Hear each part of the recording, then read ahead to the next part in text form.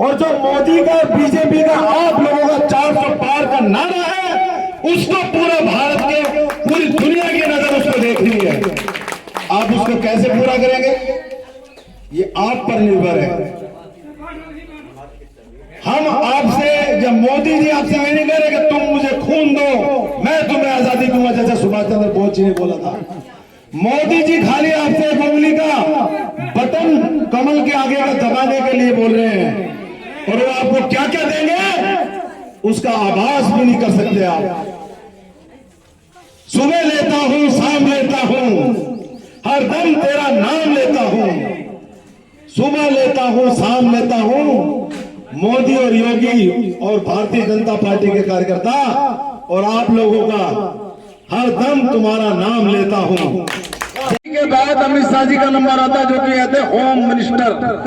भारत में सबसे ताकतवर अगर प्रधानमंत्री के बाद है तो वह गृह मंत्री। तो आपके बीच में गृह मंत्री बैठे हैं। अगर रामशंकर कठेरिया जी आपको नहीं मिल सके या नहीं मिलेगा, कोई बकतूज नहीं है, तो गृह मंत्री साहब आपके बीच में है। वो आपको अपना वादा और इनका वादा मोदी की गारंटी है, ये गृह मंत्री की गारंटी है। जय हिंद, जय भारत। मैं आप लोगों के चरणों में नमन करती हुई आज आप लोगों से अपील करने आई हूँ। अभी भैया ने बोला कि गृह मंत्रालय, ये तो सबको पता है सबके घरों में किसकी चलती है। देखिए, ये जो चुनाव है सभी को पता है कि पूरे राष्ट्र का चुनाव है, हमारे देश का चुनाव है, भारत का चुनाव है। हम लोग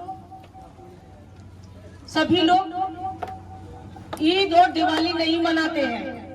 कुछ लोग ईद मनाते हैं, कुछ लोग दिवाली मनाते हैं, लेकिन ये एक ऐसा पर्व है, इसको पूरा देश मनाता है।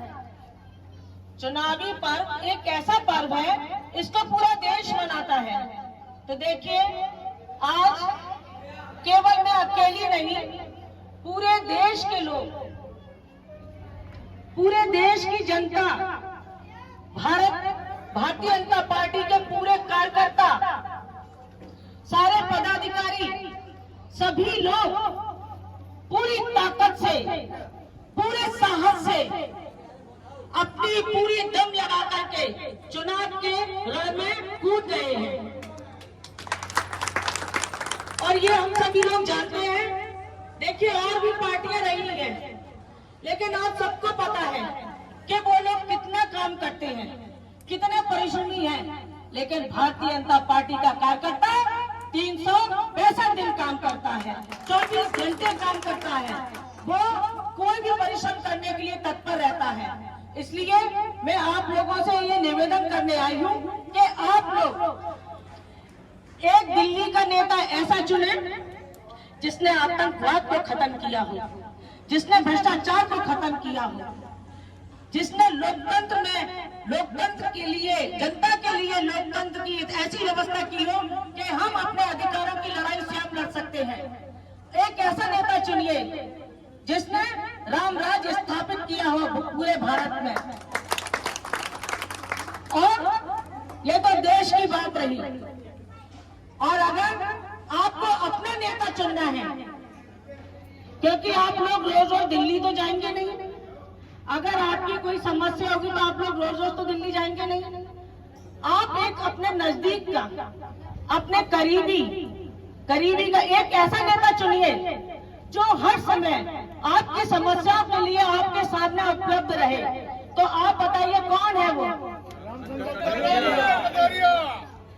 तो देखिए, रामशंकर कठेरिया बहुत दूर के नहीं है, आपके ही गांव के हैं। उनका नगरिया सरावा जन्म स्थान है। और जन्म स्थान में अगर हम लोगों को जन्म स्थान में अपने लोगों का कुछ काम करने के लिए मिले, उनकी सेवा करने के लिए मिले, तो आप बताइए उससे ज्यादा सौभाग्यशाली कौन है? तो मैं कहती हूँ डॉक्टर रामशंकर कठेरिया बहुत सौभाग्यशाली है, बहुत भाग्यशाली है। जिन्हें अपने जन्मभूमि में कुछ करने का अवसर मिला है। तो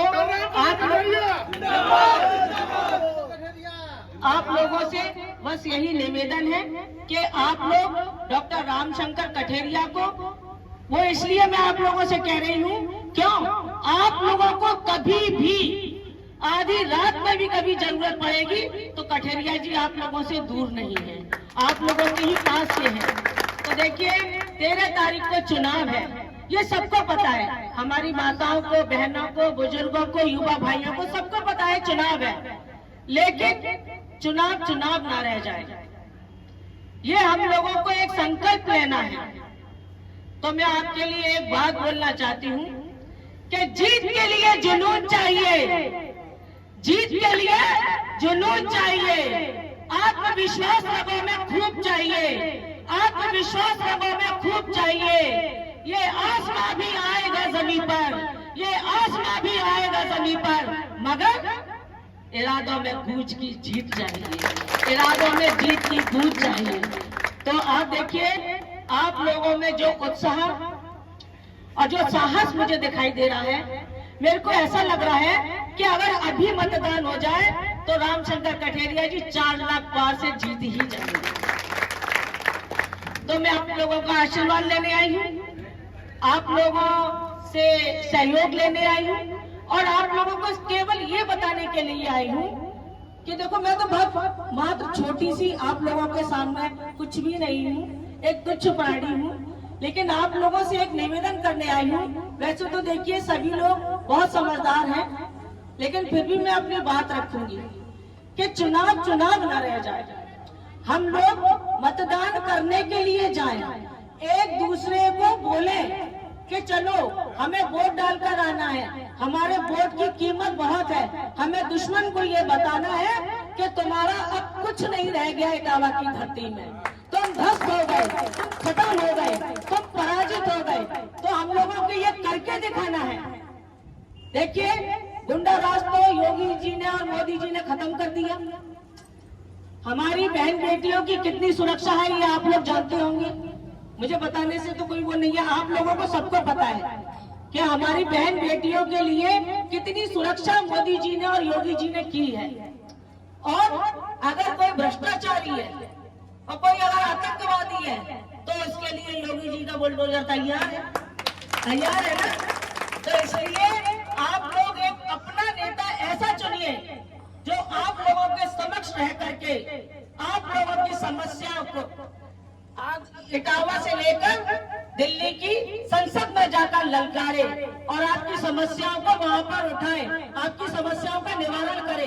तो इसके साथ ही मैं आप लोगों से ये कहना चाहती हूँ, 13 तारीख को आप लोग मेरे युवा भाई ऐसी भागीदारी दिखाएं, अपनी बहनों को, माताओं को और अपने बुजुर्गों को मतदान बूथ तक लेकर जाएं और वोट डलवाएं, ज्यादा से ज्यादा वोट डलवाएं, और एक भी ऐसा रह नहीं जाए जिसका वोट ना पड़े।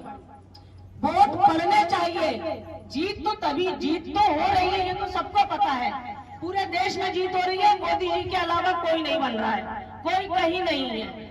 तो आपको मैं बता दूं, जीत तो है, लेकिन हम लोग ज्यादा से ज्यादा भागीदारी वोट डलवाने में करें।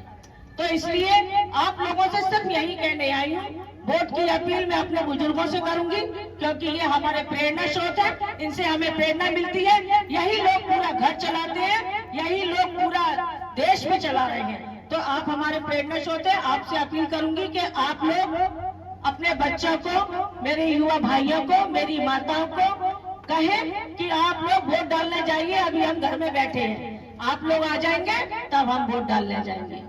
सही कह रही हूँ ना? तो मेरे पास भी अभी काफी कार्यक्रम लगे हैं, आप लोग भी काफी देर से बैठे हैं, तो आप एक जोर से नारा लगाइए, मैं समझ जाऊंगी कि मुझे आशीर्वाद मिल गया। जय श्री राम, जय श्री राम, भारत माता की, भारत माता की जय हिंद, जय भारत। एक आगरा में जहाँ ताजमहल है और एक यहाँ मोहब्बत की नगरी है जहाँ मेरे वोटर हैं। तो मोहब्बत नगरी मोहब्बतपुर के मेरे देव तुल्य बुजुर्ग और मेरी मातृशक्ति, मेरे युवा भाई, सामने बैठी हुई भी मेरी मातृशक्ति है, और मेरे छोटे छोटे बच्चे, मैं आपको सबके चरणों में नमन करती हुई आप लोगों से ये निवेदन करने आई हूँ। जैसे अभी भैया ने बताया, अगर इंजन को रखाओ तो भैंस गायब, भैंस रखाओ तो इंजन गायब। अब जो लोग इधर उधर की चीजें गायब करते थे, अब वो गायब हो चुके हैं। वो खुद ही लोग गायब हो गए हैं। और मैं ये चाहती हूँ कि गायब होके बिलों में घुसे हैं, वो बिल भी बंद कर दो, वो निकल ना पाए सड़कों पर। वो बिल भी बंद कर दो, वो निकल ना पाए सड़कों पर। क्या कहते हैं कि निकलो बंद मकानों से, निकलो बंद मकानों से, जंग लड़ो बेईमानों से। तो आप लोग उन बिलों को भी बंद कर दो जहां से ये निकल के कुछ हम लोगों के संग बदतमीजी करने का काम करते हैं। तो आप वो बिल भी बंद कर दो जहां से ये निकल ही ना सके। तो अब आप लोगों को क्या करना है, अपना पूरा साहस और अपना पूरा पराक्रम दिखाना है, पूरी मेहनत दिखानी है। आप लोगों को बहुत जोश और जुनून के साथ। हम लोगों को क्या चाहिए, जीत के लिए जुनून चाहिए, जीत के लिए जुनून चाहिए, और जीत के लिए जुनून चाहिए, और आत्मविश्वास रंगों में खूब चाहिए, आत्मविश्वास रंगों में खूब चाहिए। ये आसमां भी आएगा जमीन पर, ये आसमां भी आएगा जमीन पर, इरादों में जीत की गूंज चाहिए, पर इरादों में जीत की गूंज चाहिए। तो आप लोगों के अंदर जोश और बिल्कुल होश के साथ हम लोग ये काम करेंगे, तभी हम डॉक्टर रामशंकर कठेरिया को यहाँ से 4 लाख पार कर पाएंगे। मेरे युवा भाई, मेरी मातृशक्ति, मेरी बहनें जो मंच पर हैं, उनका सबका स्वागत और अभिनंदन करती हूँ। आपके चरणों में नमन करती हुई मैं आप लोगों से अपील करूंगी। देखिए, अभी भैया ने बहुत जोरदारी से वोट मांगा और कहा कि बहन जी की झोली में वोट डाल करके भेजिए। तो और अभी मैंने आप लोगों को क्या कहा कि देव तुल्य, वास्तव में जो वोट डालते हैं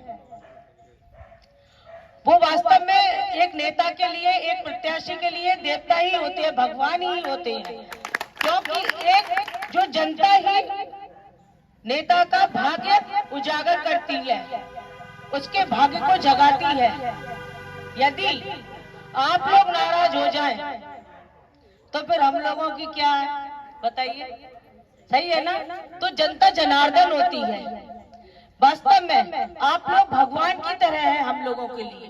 जैसे एक डॉक्टर होता है ना, और मरीज उसके पास जाता है, तो वो उसको क्या कहता है कि आप मेरे लिए भगवान हैं, आपने मुझे जीवन दान दिया है। तो इसलिए मैं आप लोगों को भगवान समझकर, वास्तव में अभी भैया ने कहा झोली फैलाकर तो भगवान के सामने ही मांगते हैं ना, तो इसलिए आज मैं आप लोगों के सबके सामने झोली फैलाकर आप लोगों से वोट की भीख मांगती हूँ। आप लोग मुझे ये वोट की भीख दे करके खुशी खुशी यहाँ से विदा करेंगे।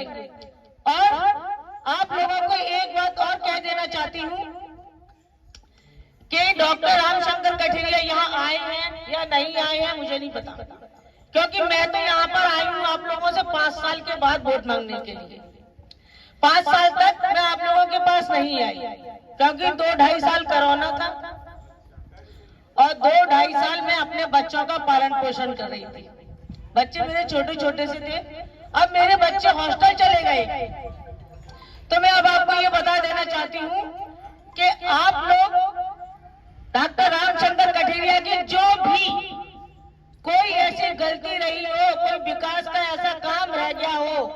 आप लोगों से नहीं मिल पाए हो, आप कोई काम लेकर गए हो तो वो काम नहीं हुआ हो, उसके लिए मैं आप लोगों से माफी मांगने आई हूँ। आप लोग मुझे माफ करिए, बोलिए जय श्री राम। सोचूंगी माफ कर दिया। तो इसलिए मैं आप लोगों को ये बता रही हूँ कि जो भी हम लोगों से गलतियां हुई हो सांसद जी से, आगे आने वाले समय में आप लोग भारी मतों से आप डॉक्टर रामशंकर कठेरिया को आशीर्वाद देंगे।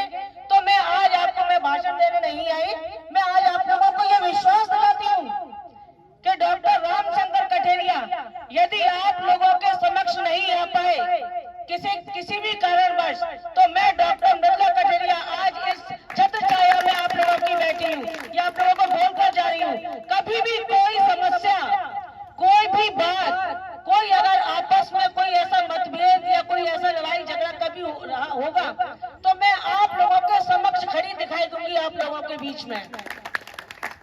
तो आप लोग विश्वास जताइए रामशंकर जी पर। आप लोगों को भी पता होगा कि रामशंकर जी ने यहाँ पर कितने काम कराए हैं, कितना विकास कराया है। मात्र 2-2.5 सालों में हम लोग अपना परिवार नहीं बना पाते हैं, घर नहीं चला पाते हैं, तो आप बताइए डॉक्टर रामशंकर कठेरिया ने यहाँ पर कितना विकास कराया है। सैकड़ों ट्रेनों का ठहराव कराया है, पचनदा का काम कराया है, रामनगर फाटक का काम कराया, मेडिकल कॉलेज, पासपोर्ट का ऑफिस बनवाया, काफी ऐसे काम कराए सांसद जी ने। और मैं तो सांसद जी से चाहती हूँ कि यहाँ पर बहुत अच्छे ऐसे स्कूल बनाए जाएं जहां हमारे बच्चों की शिक्षा बहुत अच्छी तरह हो सके। यहाँ पर हमारे बच्चे डॉक्टर, इंजीनियर, IAS, PCS बने। मैं तो ऐसी कामना करती हूँ। और सांसद जी से हम बोलेंगे कि यहाँ पर बहुत सुंदर पार्क होने चाहिए, बच्चों के लिए पुल होने चाहिए, छोटे छोटे बच्चों के लिए प्ले ग्रुप जो स्कूल होती है वो होना चाहिए। हम लोग इटावा का रूप बदल लेना चाहते हैं, इसको हम लोग स्मार्ट इटावा के रूप में देखना चाहते हैं। तो आप लोगों से निवेदन कि आप लोग, मैं आप लोगों से इसीलिए आशीर्वाद लेने आई हूँ कि आप लोग एक बार मेरा सहयोग करिए। मैं आप लोगों के कंधे से कंधा मिलाकर आपकी सभी समस्याओं का निवारण करने के लिए तत्पर रहूंगी। मैं डॉक्टर मृदुला कठेरिया आप लोगों के सामने आज ये संकल्प लेकर जाऊंगी कि आपकी कोई भी ऐसी प्रॉब्लम होगी, कोई भी ऐसा काम होगा, तो आप लोग मुझे अगर आशीर्वाद देंगे तो मैं भी आप लोगों के बीच में हमेशा आप लोगों की सेवा के लिए एक सेवक बनकर रहूंगी आप लोगों की। तो मैं आप लोगों से निवेदन कर रही हूँ, 13 तारीख को कमल के फूल का बटन दबाकर डॉक्टर रामशंकर कठेरिया को भारी मतों से विजयी बनाए। आप लोग आशीर्वाद देंगे और हम लोग आपका हर तरीके से सहयोग करेंगे, चाहे वो सड़क का हो, चाहे वो कोई भी ऐसा काम हो, सड़क का हो। आप लोगों ने मेरा इतना जोर से स्वागत किया है, लेकिन मैं आप लोगों के लिए, आप लोगों के स्वागत में बहुत जोर से ताली एक बार जरूर बजवाऊंगी। देखिए, अभी भैया ने ये कहा कि राष्ट्र के बदलाव के लिए चुनाव है, ये बात सही है। हमारा राष्ट्र बदल चुका है, सनातन धर्म यहाँ पर मजबूत हो चुका है, राम राज स्थापित हो चुका है। इसलिए हम लोगों को जो राम को लाए हैं हम उनको लाएंगे, जो राम को लाए हैं हम उनको लाएंगे।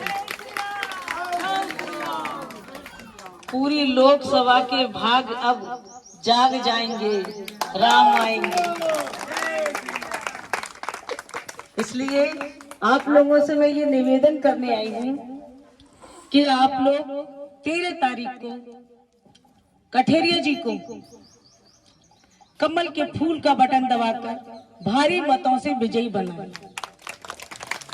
अब वो सिर्फ इसलिए क्यों कि रामशंकर कठेरिया बहुत दूर के इंसान नहीं है, ना तो वो आगरा के हैं, ना दिल्ली के हैं, ना बॉम्बे के हैं।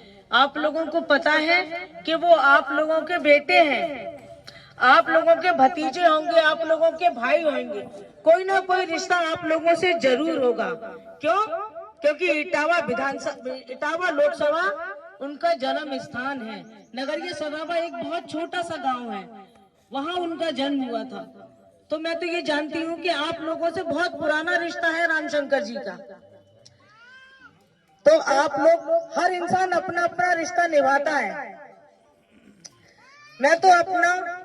मैं उनकी पत्नी हूँ और अपना पत्नी धर्म निभा रही हूँ। ये तो मेरा धर्म है, आप लोगों से वोट मांगना, लेकिन अपने बेटे को जिताना आपका फर्ज है। तो आप लोग डॉक्टर रामशंकर कठेरिया के लिए आप लोग खुद ही स्वतः इस केलामऊ गांव में जा करके वोट निकलवाने का काम करेंगे। मैं अपने लिए नहीं कह रही, मैं तो आपके बेटे के लिए कह रही हूँ। अगर आपके अपने बेटे को जिताना है और कोई अपना घर का सांसद बनाना है कि हमारे घर की समस्याओं को हमारे साथ बैठ करके सुलझा सके, तो आप अपने बेटे के लिए वोट मांगिए और उसको जिताइए। तो इसलिए मैं तो आप लोगों से बोल रही हूँ कि आप लोग स्वतः वोट मांगे अपने बेटे के लिए, उनको जिता करके यहाँ से भेजिए कि आप लोगों की जीत की हुंकार दिल्ली में सुनाई दे। आप लोगों की जीत की हुंकार दिल्ली में सुनाई दे।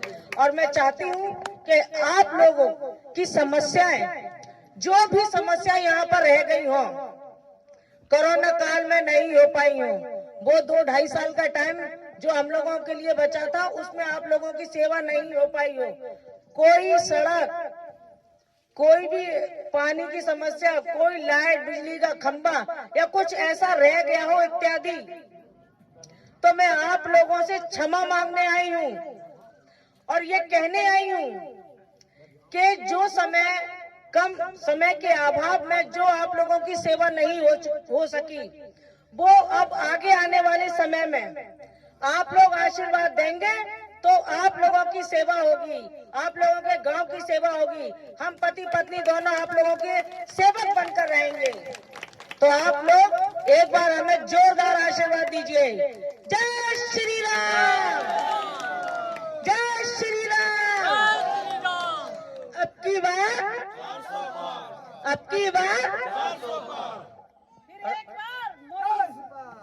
और